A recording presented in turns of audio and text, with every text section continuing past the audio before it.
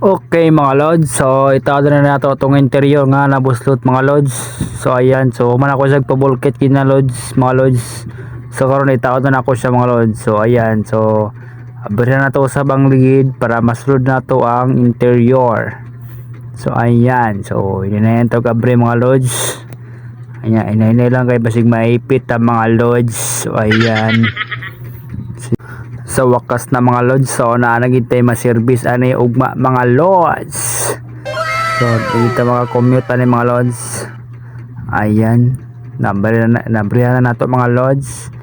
So karon itaod na to ang atong interior.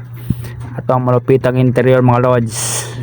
So bali isa pa lang ang ano ni mga lods, isa pa lang ang bangag ni. First time na buslot, lansang pugid kabaliking mga lods. Grabe ka lansang. So ayan, itaod na to mga lods. Eh na yan tagtaod mga lods, careful lang sa pagtaod mga lods kay basig mga ipit mga lods, mabuslot ang atong interior. Dapat careful lang ta mga lods kay hindi ta kabalo mo ganang dito hinay-hinayan mga lods, possible nga mabuslot ang interior. Kay may ipit og ligwat. So dapat ano lagi mga lods, hinahinay lang ta sa pagtaod. So ayan, sulot o gamay. So bali duha kadlaw ito naka-commute mga lods no. So bali duha na sa kadlaw nakatambay niya tong service. So malidugay na to sa napaayo.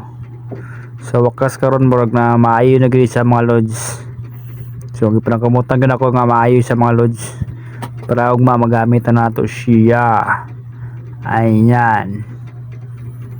So hindi na sa pagtaod mga lods. Yan to tumak-tumakan line mga lods.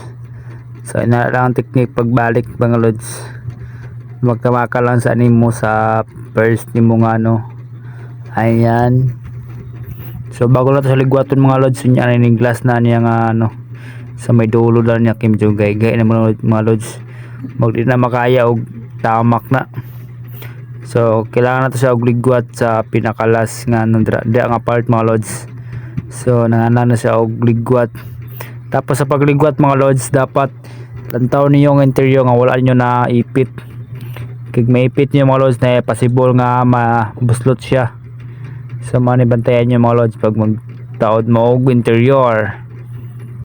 So ayan, nataod na to sa mga lods. Alright, sheesh.